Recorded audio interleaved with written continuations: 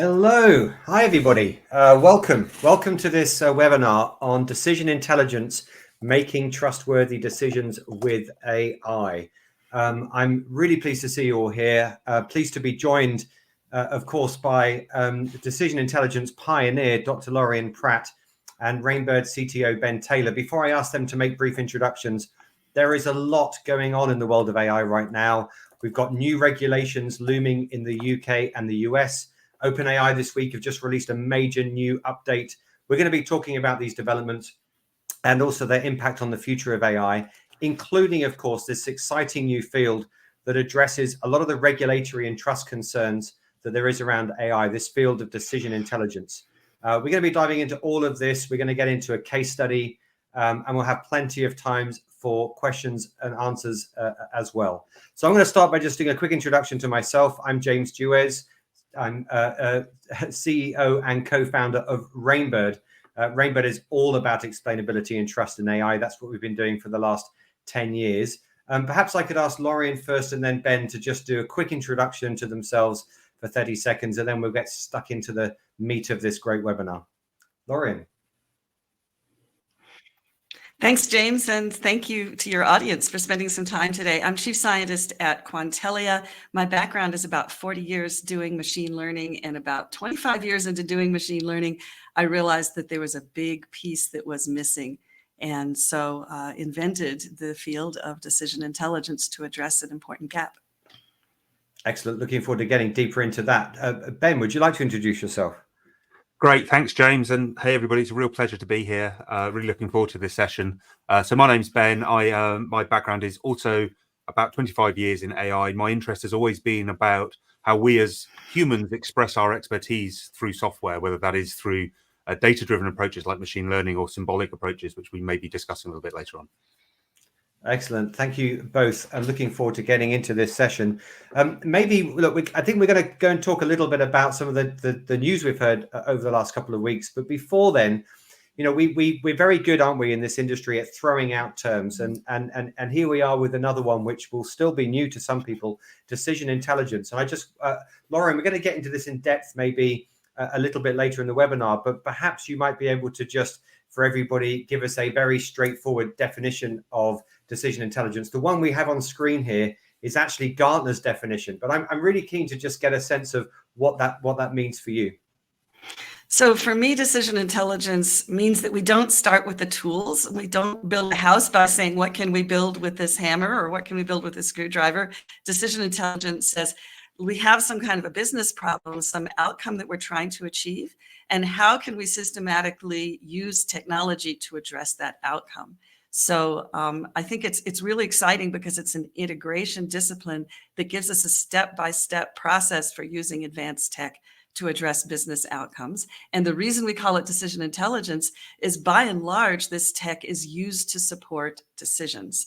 And so in general, you know, if we're processing data or building an AI model and we don't know what decision that fits into, and we don't know what business outcome or non-business outcome that's meant to achieve, then we're probably over-engineering or not doing things right. So decision intelligence helps us to be much more efficient in using tech to achieve business outcomes.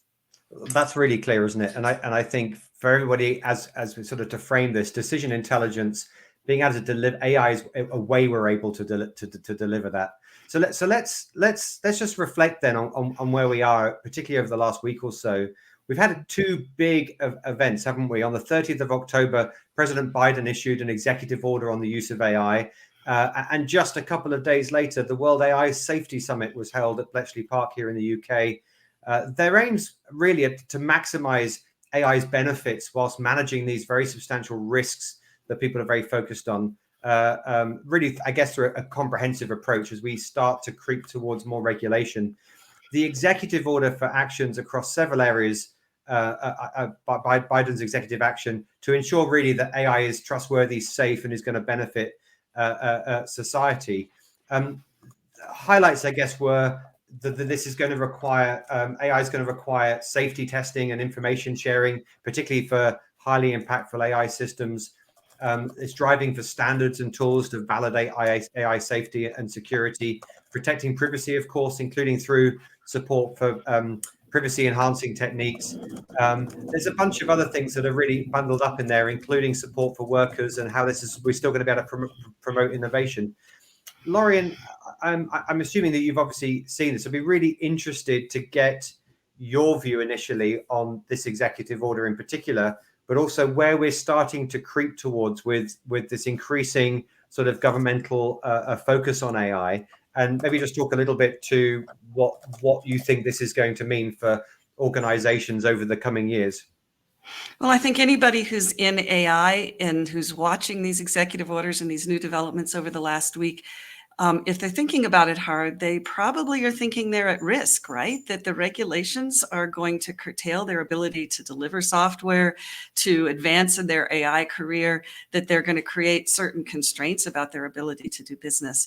And I think those concerns have some validity. The way I think about decision intelligence is it has a substantial role in mitigating that risk, because it allows the AI to be more transparent. But just as importantly, it helps you understand, where does AI fit into the larger system? You know, AI safety is sort of like electricity safety, right? Electricity, certainly when we first had it in the 18th century, you know, had a lot of potential benefits, but people could get electrocuted. And so it was certainly made sense to talk about electricity safety. But we quickly realized that talking about electricity safety without talking about the appliances in which the AI sits, or with which the electricity sits, didn't really make a lot of sense. So I think what DI does is it gives us that situation of the powerful but yet potentially dangerous technology within the system, and the people that it impacts, the bias that it might create, the negative impacts that it might have. These are really topics that AI is sort of silent on, right? And so what decision intelligence gives us is that transparency into the impacts of the AI, and then also the information that the AI is using in order to make its decisions, along with the justifications for those decisions. So really, really core to exactly what these regulations are trying to get us to do.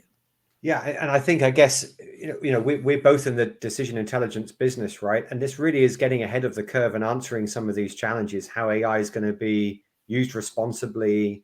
And I think I'm really interested, particularly with Biden's executive order and the timing of that with the AI summit here, and the rise of other regulations, how the international community are going to come together to try and shape global AI governance and policy. But I think what we're going to come on to, isn't it, a bit later on when we start getting deeper into DI, is how actually all of these concerns that organizations have around around AI and these safety issues, and the issues of transparency and trust and explainability and traceability, all these words we hear, that these can be baked in now by taking a DI approach.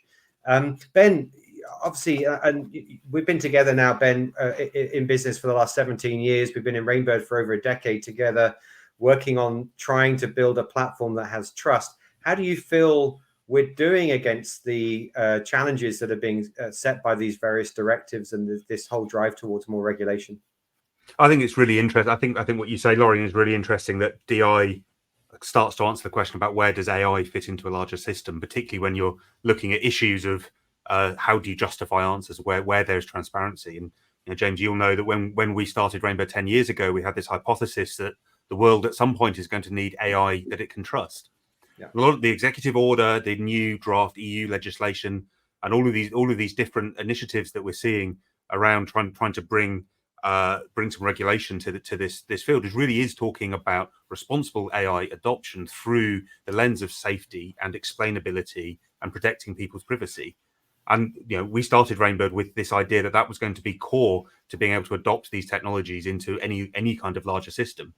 We enable trust and transparency because it's an inherent part of the way our symbolic knowledge graphs, we'll maybe talk about that later on, work versus more opaque machine learned models.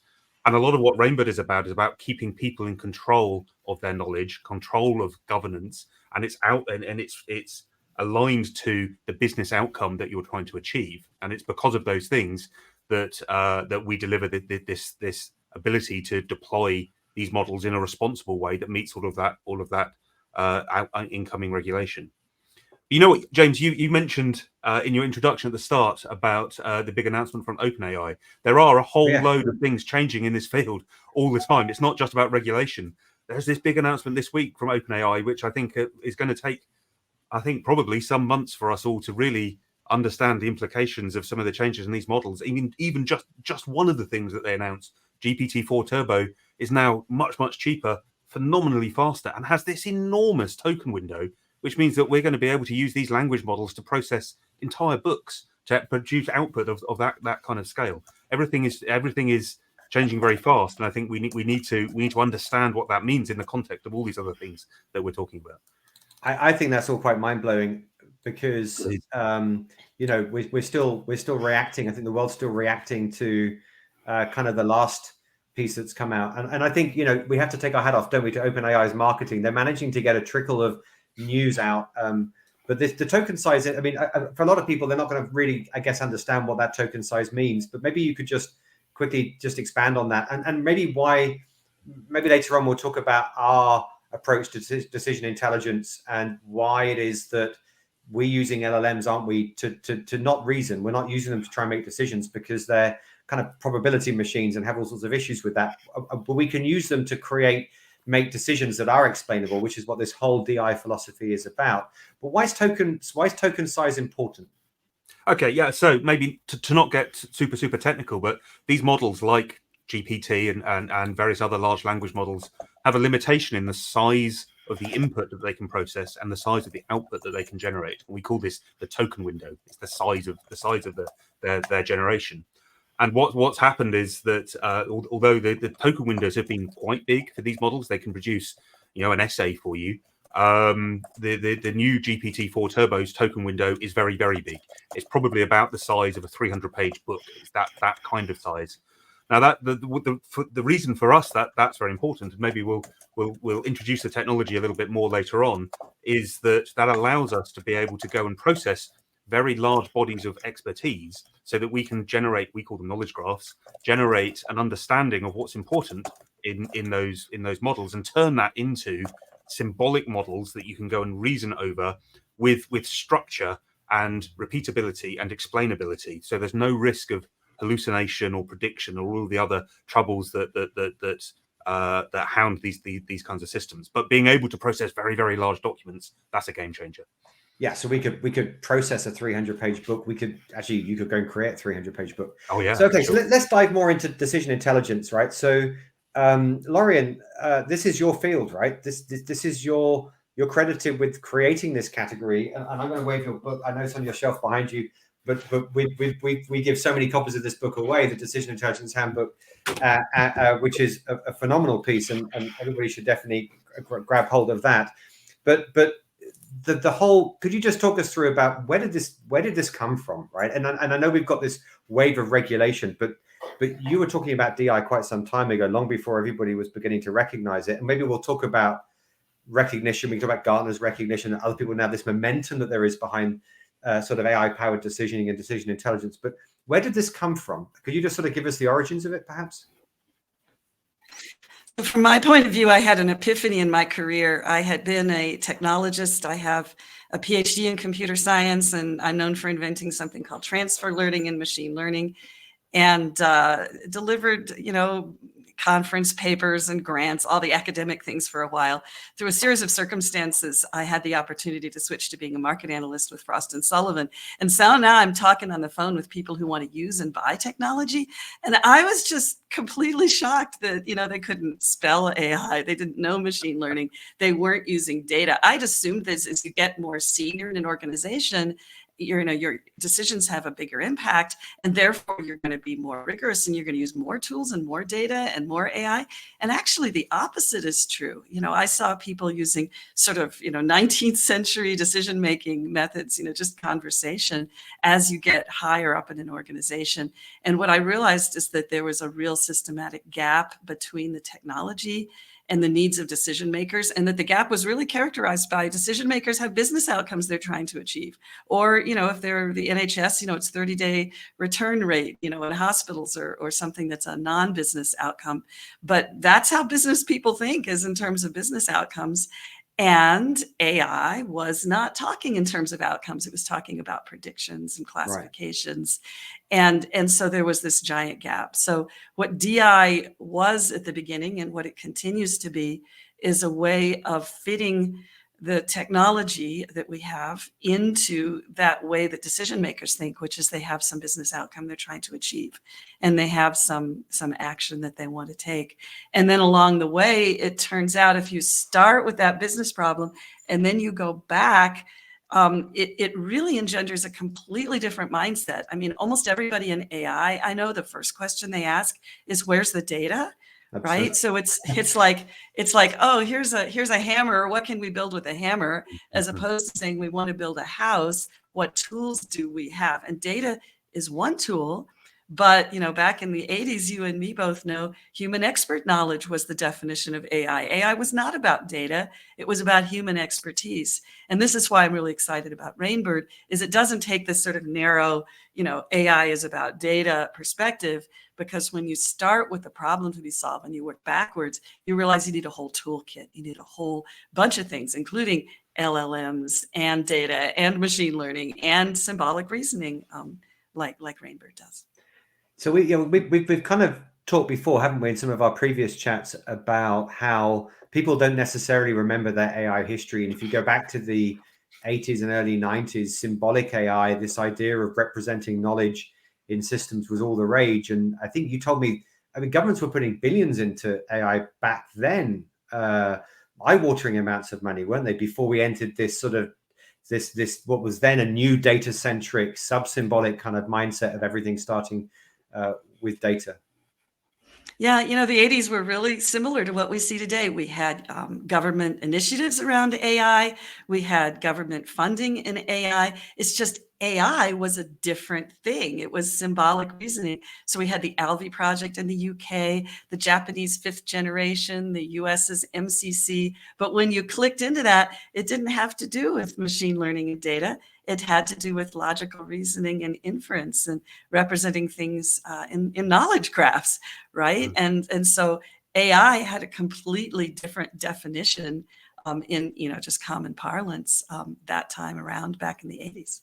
So I think a bit later I'm going to show up, get our backstage team to show up the Gartner's AI hype cycle. Not now, but we'll do that in a bit and just see how many different technologies are out there in this broad church we call AI. But I mean, I'm starting to hear more and more people go. I was speaking to an investor just end of last week who said the days of data-centric mindset are gone. We're moving to more of an information-centric mindset and knowledge-centric mindset. And of course, DI for us brings together these two practices, the kind of neural networks and data science and machine learning and this idea again of knowledge and symbolic representation, and we can have our cake and eat it, can't we? And hopefully that's now why we can bring trust, but not have to leave any of the good stuff that we've got in the past. So yeah, no, that makes sense. But one other question I was just going to ask you, which is, you've talked in the past about saturated mindset. You've talked about how, can you maybe just talk around how's the world fallen into this trap that AI always starts with data and that's the way to tackle projects? Because failure rates in data-centric AI projects have been very high going back a long way. Where does that come from? Yeah, the history of this latest wave of AI is that data became way more plentiful than it was before. And so organizations, whether that was buried in ERP systems or HR systems or transactions, they had these massive data stores that were just sort of the side effects, the byproducts of doing business. And so they started to ask, is there some extra value? And you guys might remember the term data mining. Remember, data mining is a piece of jargon that you would mine through these data sets. And sure enough, there were certain organizations, we call them the digital first companies like Google and Facebook, especially in marketing and advertising, drove massive amounts of value by mining specifically data about people. But AI is not just about data about people, by the way. And that drove a huge amount of value, so much value that most of the data scientists started to get kind of a narrow view of things, where they thought, if you're going to do AI, you have to start with a massive data set. And then you have to measure, the accuracy or the performance of that data set. And if it's not like 98% performance and wins a Kaggle competition, it's no good. So we sort of built up this whole mindset. And if you're a data scientist, this is the moment to get your coffee and wake up on this call, right? We built up this whole mindset of how we think about how we do AI, where it starts with the data and you're building a predictor or a classifier. And what we've found in recent years is as we move beyond digital first companies and we move out to other industries, banking, finance, insurance, et cetera, that a lot of the best practices that came out of that sort of marketing and advertising heavy world, content world, actually don't really apply.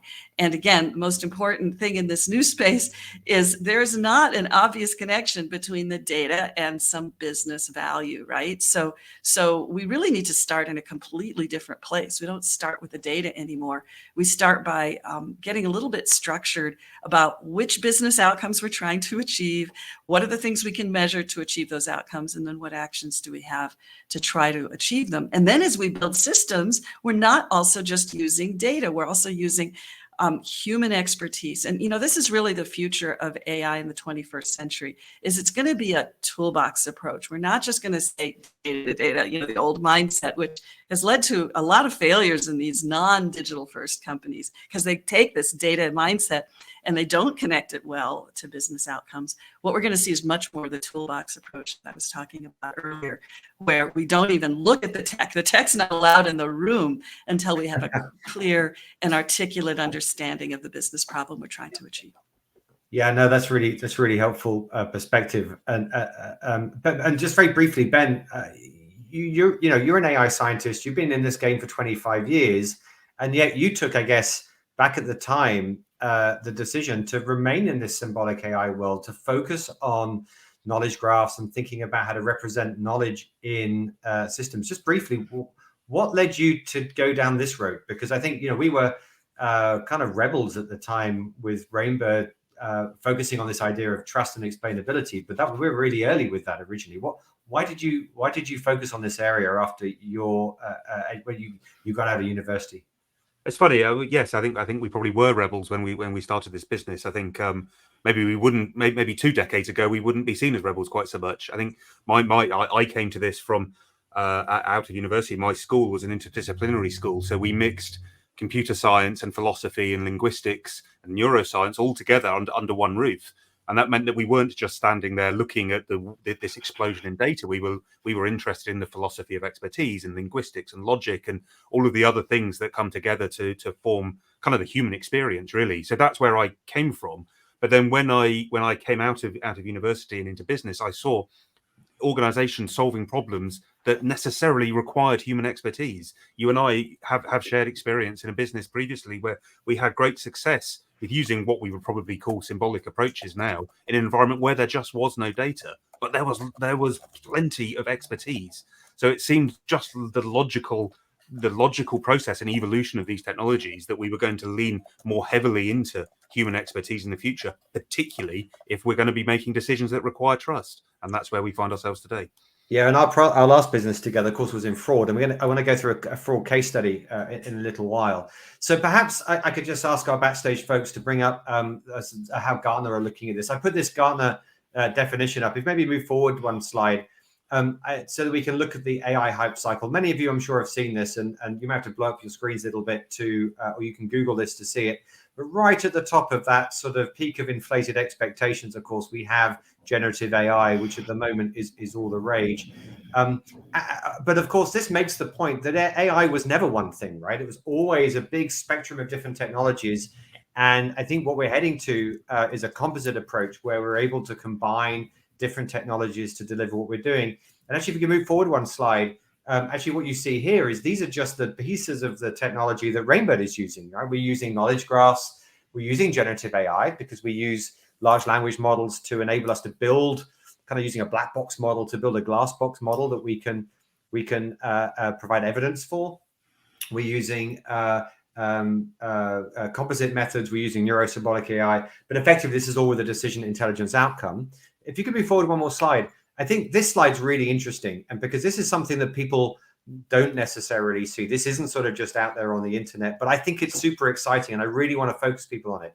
This is Gartner's view, so credit to Gartner. This is Gartner's view about where the impact is going to be and on what time scale of those technologies on their hype cycle. Okay, and actually, if you look at the under 2 to 5 years under the transformational category there, what you see is generative AI, which is, as you would expect. Okay, generative AI is changing the world, and it's going to become mainstream. Maybe this is time to mainstream in a very short time span. But look what's sitting right next to it. You've got decision intelligence. Everybody's talking about generative AI, and not enough people have been talking about decision intelligence. But decision intelligence is the point at which we can actually have a positive impact on real applications right now.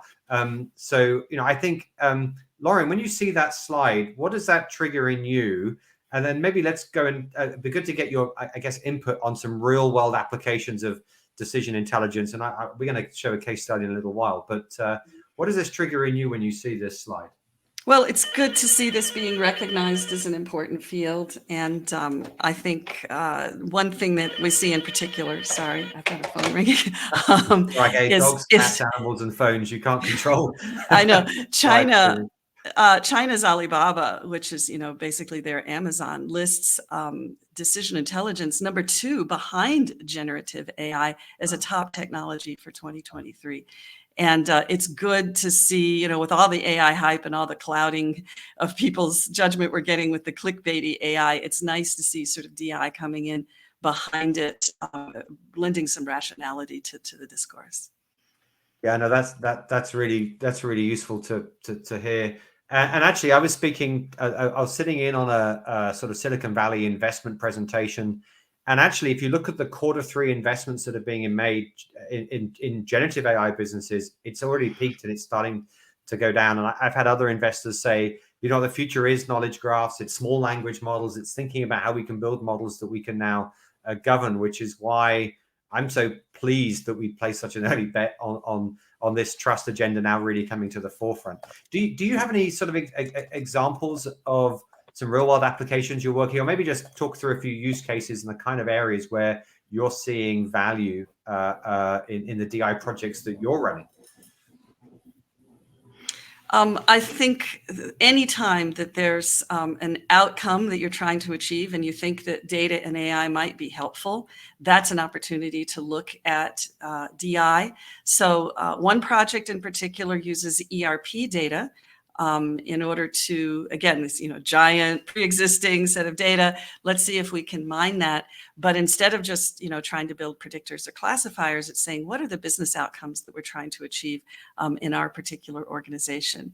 We see a lot of work in supply chain optimization, a lot of work in human resource management as we have more and more data about people. That's where the real risk starts to play as we look at regulatory concerns and bias. And so there's a big demand for decision intelligence to help us understand if we have a classifier that says this person's likely to be successful within our organization, how can we make sure that we map the implications of the decisions that we make based on that classification such that we're not perpetuating bias and disadvantaged groups continuing to be increasingly disadvantaged. Again, just a classification won't give us that sort of feedback loop systems knowledge, that causal understanding of how decisions that we might make, actions that we might make, would lead to outcomes. So I'm working in agriculture. I'm working on a climate project that will have an announcement with the World Economic Forum coming up pretty soon. Quite a variety of disciplines. This is very horizontal, just like data and AI, don't live within particular verticals. So does DI act as a very horizontal discipline. Yeah, we're talking about platform, aren't we? We're talking about these big horizontal capabilities that can scale in so many different verticals. Mm-hmm. I think what would be good to do maybe in a little while is I want to go through a quick one of our case studies just to it's a recent one actually that we can go through. It's actually in fraud, just to try and again bring that into focus, and then maybe we can get into a conversation about how this works, and Ben can talk a bit about our engine, and maybe you can, you've got experience in this amazing intersection that there is now between large language models and generative AI and knowledge graphs. I mean, you only have to Google LLMs and knowledge graph, and you see an explosion of innovation in this area. And of course, this is an area that we've been working in now for some time. Let me just give a quick overview of a case study, because this is a recent one. The background of this is a couple of years ago, 2021, an organization called the ABI, the Association of British Insurers in the UK, reported that insurers were seeing a little over 70,000 dishonest insurance claims in motor, valued well over £1 billion in the UK. And I should just, this is just the fraud that's being detected, right? This isn't the fraud that's being missed.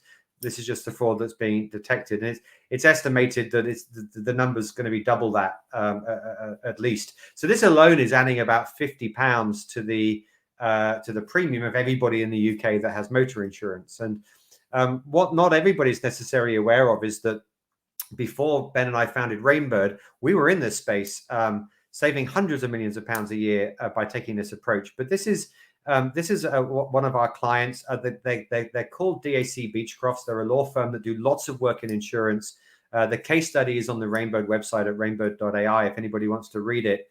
But effectively, what's happening here is fraud techniques are continuing to evolve. And of course, as all this technology gets more sophisticated, the bad guys get to use that as well. With the markets changing, services are changing, customer behavior is changing. It's a very fluid environment. And of course, anybody is trying to protect customers and businesses from this fraud, but whilst also not adding too much frictional cost and friction to the customer experience as well, balancing legal requirements. But all of this has a real need for explainability and transparency that's kind of built into this, right? It's really key that if we're going to start making decisions that around whether or not there is fraud, we better understand the rationale for why that is.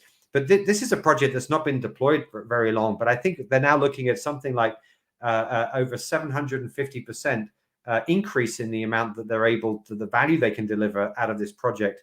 And I suppose, again, with your examples, Lorien, these are cases where maybe both of you could just give me like a 60-second summary on this, but if we just explain why it is for people that you couldn't have done this before. You couldn't do this with ML, and you couldn't do this with just like a rules engine or a decision tree. Why these technologies have always sort of kind of had their weakness. Can you just maybe Ben, could you give us your view on that, and then maybe Lorien quickly? Sure. I think with fraud in particular, it is a particularly interesting one, and there's maybe two different ways that you can look at it. I mean, fraud is a challenging domain to build machine learning models on in the first place, because in most data sets, the instance of fraud is very small by comparison to the instance of genuine cases, and so that presents some technical challenges in building those models that work well. But then in this particular case where you're wanting to understand really what's going on, you need evidence for the decisions that are being made. This is fraud and this is why, so that you can go and take action on it. And that's very difficult to do if you're just using machine learning. So then you're left with linear rules. But in an environment which is changing rapidly and which is non-linear and carries degrees of subjectivity and probability over it, how are you going to build a linear rule system that works? Well, that is extremely challenging. So the only solution is to find some other way, and that's a technology like ours. What do you think, Lorien? So I think the point that Ben said, that the future is not like the past, is really key here. So we talked earlier about where were the big successes in the current phase of AI. It was where there was a huge amount of data, and the past and the future were pretty similar. That human behavior in a social media platform isn't going to change in fundamental ways, and so we could use historical data. But as you said, Ben, when the historical data doesn't necessarily represent the future, we're kind of stuck with data-centric solutions. Back when I was building machine learning models, I always had a choice: build a decision tree and it was explainable, but the performance wasn't very good, or build a neural network and the performance or the accuracy was great, but there was no explanation capability. And we were always having to make this trade-off. Do we want explainability, but then we'll sacrifice performance? What's exciting about what's happening now is we can use the data when it is available and when it's relevant, But then if we don't have available data, or the historical data is not relevant because the system or the pattern of behavior has fundamentally changed, then we can fall back on mechanistic understandings of the world, which is, where causal reasoning in AI has always been trying to get to.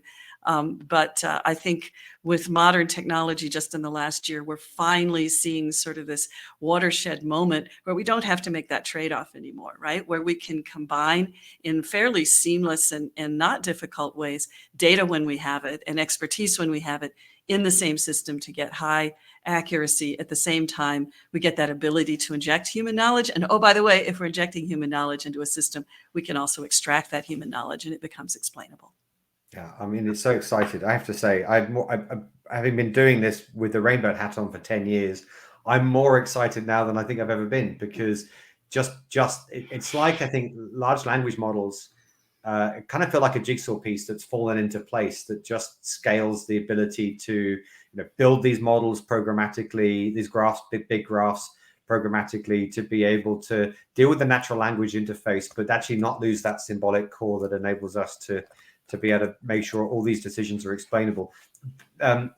So yeah, Lorien, is there anything else you want to expand on around this LLM integration and how that sits in the DI space? And then maybe Ben can talk about the Rainbow engine, and we'll just cover how we've stitched this together. Well, I think everybody understands that LLMs are stochastic parrots, and there's certain things that they'll never be able to do. I love that. Sorry, stochastic parrot. I don't think I've heard that before. Parrots.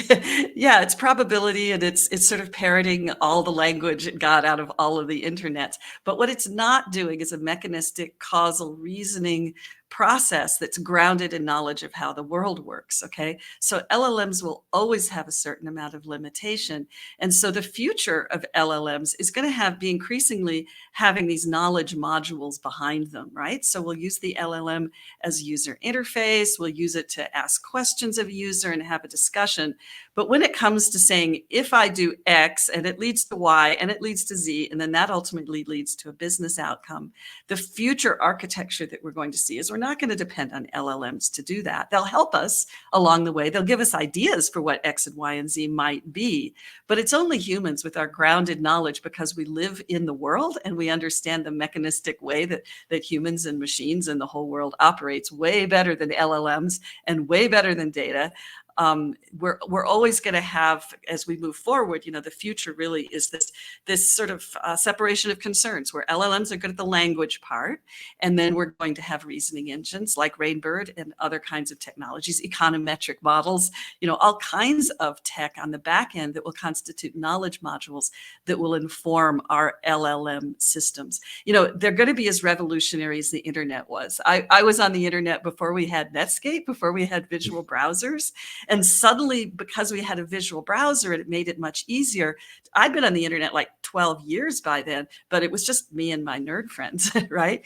We're going to see the same thing happen, where LLMs are going to open up AI and data to the world at large, democratizing powerful technologies. I mean, Rainbird without an LLM isn't as easy to use by a mile. Now that we have these LLM front ends, that's going to change everything for your company as well as others. Yeah, I mean, you know what? 10 years of our clients, and some of them will be on this call. Thank you for your patience building Rainbow models by hand. But now we can really accelerate that, and some of them are already getting used to it. Some great videos on our YouTube channel of us building models in minutes, which is really fantastic. And we had to take our hat off, don't we, to OpenAI and ChatGPT, because creating a consumer interface on this has just woken everybody up to the potential that is there. One little thought for me, and then I'm going to ask Ben to talk through the engine. But one thought for me is, and I was in a conversation with somebody last week. I won't name them, but again, they may well be on this webinar. And actually, there are use cases for LLMs where the ability to hallucinate and kind of just make stuff up is functional. It's the reason why we can't rely on them for reasoning or decisioning, but it can be functional, and it's sort of creating sort of different scenarios and kind of brainstorming. They're all divergent processes. Decisioning is a convergent process where you're trying to bring everything together to ultimately make a decision of consequence. And so I think for me, that one of the roles, apart from all the ability to do language, the role of LLMs to be able to be expansive and to sort of, almost to fuel creativity, but then actually it doesn't really have a place in coming down to to that convergent point and decision. I think that's the domain of where we are now. Anyway, I'm gonna ask Ben. Ben, do you want to just take us through how we're doing this for real, right? So to take us through the Rainbird's kind of our neuro-symbolic architecture, maybe you can explain what that means, and of course, just to mention that we've written to everybody, we've written a white paper with Lorien on neuro-symbolic AI and why this is the future of AI for the 21st century. Maybe some of the team can put that in the chat so that you can all go and download that. Let's Ben, let's take us through the engine and explain how we're actually bringing these technologies together around some of these real use cases. Sure thing. And we've thrown lots of new terms in here, so I'll try not to be super technical. Talk about neuro-symbolic AI. One of the terms that we've used quite a lot on this session is knowledge graph. We've talked about graphs quite a bit, and sort of central to the way that Rainbird works is this knowledge graph that sit right in the middle of our whole architecture. If the team move a slide on, maybe I can talk you through this. So, knowledge graphs are a really interesting approach to modeling expertise and modeling knowledge. One of the reasons why I think knowledge graphs are so interesting and have been for Rainbird for such a long time is that they're very easy to understand, that you don't need a huge background in statistics or mathematics or neuroscience or philosophy or any of these other disciplines to be able to look at a knowledge graph in the way that we build them in Rainbird and start to get an understanding of what's going on. So they're very open to you and your domain experts to be able to come and look at these models. So a knowledge graph in Rainbird is really about building a model that connects everything that's important to you in your world and how it all relates to one another and what's important and how that all balances one another. And these can be built by hand, as Rainbird says, and I think some of the people on this session will have spent time with Rainbird building these knowledge graphs by hand in our no-code interface. But one of the amazing things that we can now do with language engines is extract these knowledge graphs from documentation. We talked earlier about OpenAI's announcement about token windows and the size of these documents that you can now process. That opens the path to be able to go and extract these structured models of expertise from very large corpuses of data of your handbooks or your regulation or whatever it is that you want to pass through. In Rainbird, knowledge graph is reasoned over by a reasoning engine. Reasoning engine in Rainbird is really about what joins the dots, navigating this graph and any data that you might give it to solve for any kind of query, the questions that you might want to ask. The really important thing about having a reasoning engine like this is that this is operating in what we call the symbolic domain. It's operating over this graph. It's not using a large language model or actually even machine learning in the way that our reasoning engine works to produce its output. And that's key because that means that when Rainbird gives you an answer, it also gives you what we call a chain of reasoning, an evidence tree. That's a fully auditable and immutable, irrefutable description of the things that happened in order for us to be able to recommend this particular decision. All the data that we've analyzed, all the probabilities, all of the chain of logic. So that's absolutely core to the way that we work. Alongside the reasoning engine, we have two other parts of the puzzle. We've talked a bit about language engines. For us, language engines serve two purposes. First of all, they're there for us to be able to go and build these graphs, to extract expertise from documentation that you might provide our system to go and build one of these graphs, which you then might go and refine and modify yourself. But it also provides this natural language interface to our reasoning engine. And it really is a superpower, the way that large language models are able to understand language and take language apart and apply it in different circumstances. But because we're only using language engines as an interface to the reasoning engine, there's no risk of the language engine going to go and make things up or having to lean into its own expertise. And then alongside this, we have what we call a neural engine. And this maybe gets a little bit technical, but this is really about using data, if you have it, to further refine these graphs so that these graphs can be evolved and we can make recommendations to you as a human expert. Lorien described, we live in the world, you live in your business. These models should describe your expertise. But if you have data, then maybe we can surface from those data some recommendations to you for how you can make those models stronger, things that you might have missed or that maybe weren't evident to you as a human, but might be evident in the data that we can surface and make the model stronger so that the reasoning engine has an even stronger basis to go and make its decisions over. So we call this we use the word composite AI quite a bit in this session. This is a composite of a number of different approaches. We call this neuro-symbolic AI because this is really the intersection between neural networks and those kind of machine learning technologies and symbolic AI, which is what our reasoning engine is doing, and reasoning in that symbolic domain, which is a composite of all of these things together. Brilliant, thank you, Ben. Right, Lorien, what are your thoughts on this approach? Lorien, I think maybe you're on mute. Sorry. Houses aren't built with just hammers or screwdrivers or saws. Houses are built with all three of those kinds of tools all put together. The history of AI has been saying, how can we build, what are all the houses we can build with one kind of tool, right? Like it's like saying, what are all the houses we can build only using nails? And what we're looking at here in this integrated approach is representative of the entire future of the 21st century of AI, which will consist of integrating all of the great tools that we've been building over the years. All of the different AI winter, summer hype cycles have something to contribute. They weren't wrong. They were only wrong in that they were focused on only one kind of tool, as opposed to the good integration of multiple tools to solve business problems. And so what this to me is a great representation of a deployed, business value generating architecture that accomplishes exactly that, and is endemic of what we're going to see in 21st century AI systems as we go forward. Yeah, that's amazing, isn't it? And I think this is why I think it'll be really great. People should download the free white paper that we've written, because it goes into quite a bit of depth behind this. It provides another case study example. So look, is there anything, Lorien, that remains unsaid about the future? Right, I know that there's only so much we can get through. I want to get to some Q&A very quickly in like 1 or 2 minutes. So is there anything we haven't said about the future of decision intelligence? And I guess what people need to focus on. One small piece, and I'll loop back to how we started out this call. Regulators are going to start looking at DI. So if we look at what's going on in the UK and in the United States, DI is really not on the table of these AI discussions. That's going to change. I'm working on a paper right now, as I mentioned, for an international governing body.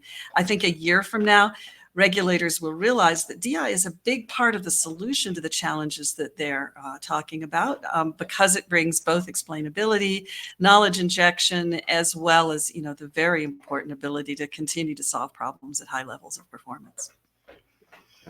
Okay, that's really great. Okay, well look, let's try and get to some questions. Thank you, both of you so far. Let's just try and get through as many questions as we can. We'll aim to finish in the next sort of maybe 7 or 8 minutes. So.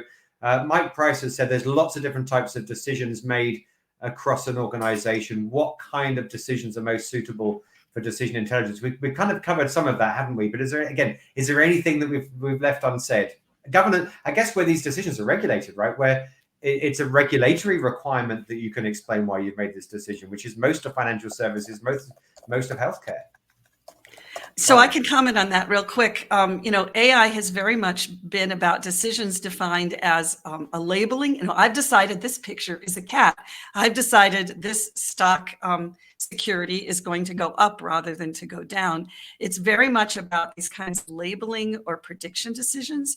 And it's unfortunate we only have this one word for decisions, because it's a really fundamentally different cognitive process we go through when we think about decisions to take some action, to have some intervention in the world that will lead to some outcome that we desire. Now we have to have a mental model, sort of like water flowing through aqueducts, of cause and effect through time, of how our decisions will flow through time within the context of some external environment that's probably changing, and ultimately lead to outcomes. That's a foundationally different model, both cognitively as people do it, and also in computers. And so I think it's important that when we talk about decision making, that we distinguish at least those two kinds of decisions, that versus decisions about actions that lead to outcomes. Decision intelligence is about both of those. It's about using models that exist that can do the decisions that as part of larger systems that get you from actions to outcomes.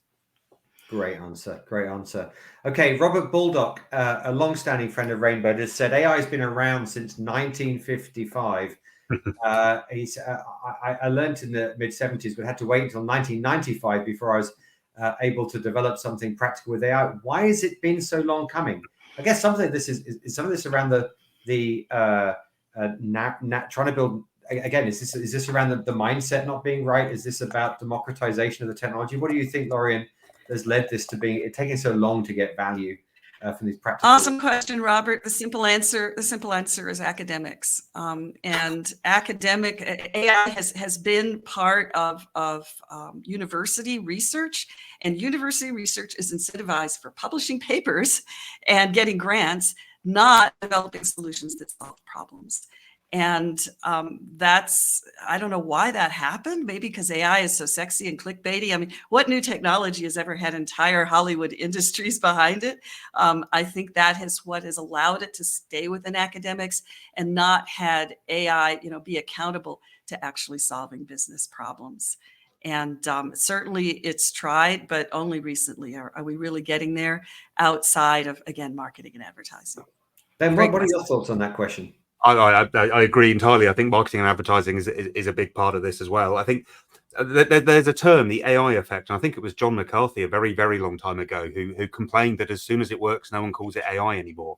AI is almost the things we haven't managed to get value from yet. Well, I studied AI first 1997. I first studied AI. Big part of my course, I've got the textbook sitting behind me, was about route planning.